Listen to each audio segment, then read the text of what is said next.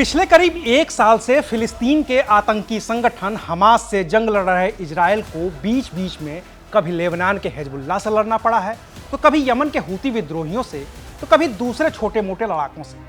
लेकिन उसकी असली लड़ाई तो हमास से ही रही है। लेकिन अभी जिस ताकत से इजराइल ने लेबनान में घुसकर हिजबुल्लाह के ठिकानों पर हमला किया और हिजबुल्लाह के मुखिया हसन नसरल्लाह को मार गिराया, उससे सवाल पैदा होते हैं कि अब इजराइल का अगला निशाना कौन है।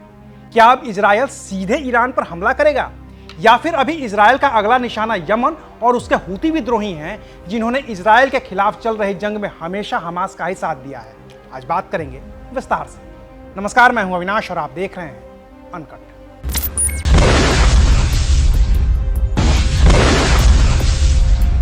चाहे जितनी मर्जी बातें की जाए कि इजराइल का दुश्मन हमास है या फिर हिजबुल्लाह या फिर हूती, लेकिन इजराइल का असल दुश्मन कोई है तो वो है ईरान।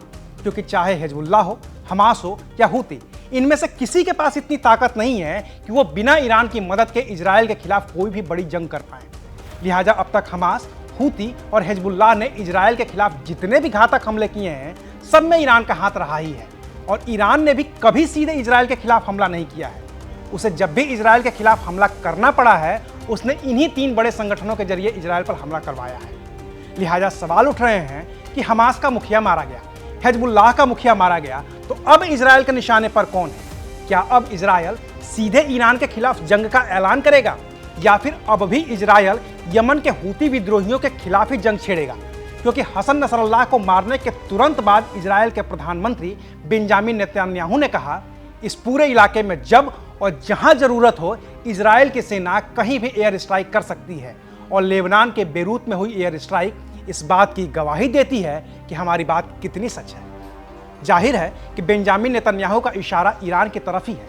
लेकिन इस बात के बाद भी इजराइल ने ईरान के खिलाफ जंग नहीं छेड़ी है, बल्कि उसने निशाना यमन को बनाया है, जिसके हूती विद्रोहियों ने इजराइल को खासा परेशान किया है। हिजबुल्लाह के कमांडर को मारने और हमले में ईरान की सेना के डिप्टी जनरल का खात्मा करने के बाद इजराइल की एयरफोर्स ने यमन के बंदरगाह शहर होदेई में हूती विद्रोहियों के ठिकानों पर दर्जनों रॉकेट दागे हैं।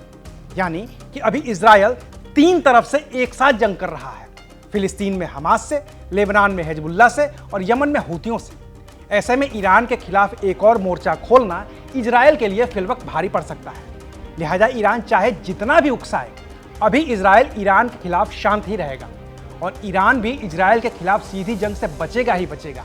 क्योंकि ईरान में अयातुल्लाह खमेनेई और नए बने राष्ट्रपति मसूद पेशेकियान दोनों इजराइल के खिलाफ अलग अलग ढंग से सोच रहे हैं। ईरान में हमास के मुखिया इस्माइल हनिया की हत्या के बाद जामकरन मस्जिद पर लाल झंडा लगाने और अयातुल्लाह अली खमेनेई के आदेश के बाद भी अगर ईरान की सेना ने इजराइल पर हमला नहीं किया, तो उसकी वजह ईरान के राष्ट्रपति मसूद पेशेकियान है।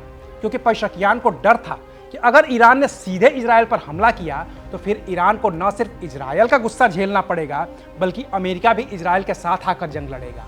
और इन दोनों देशों से एक साथ लड़ना ईरान और मसूद पेशेकियान के लिए मुमकिन नहीं होगा। वहीं ईरान की सेना IGRC सीधे सीधे इजराइल की राजधानी तेल अवीव और दूसरे शहरों के मिलिट्री बेस पर हमला करना चाहती है। और इस हमले के लिए इस्लामिक रिवॉल्यूशनरी गार्ड कॉर्प्स को ईरान के सर्वोच्च नेता अयातुल्लाह अली खमेनेई से भी आदेश मिल चुका है।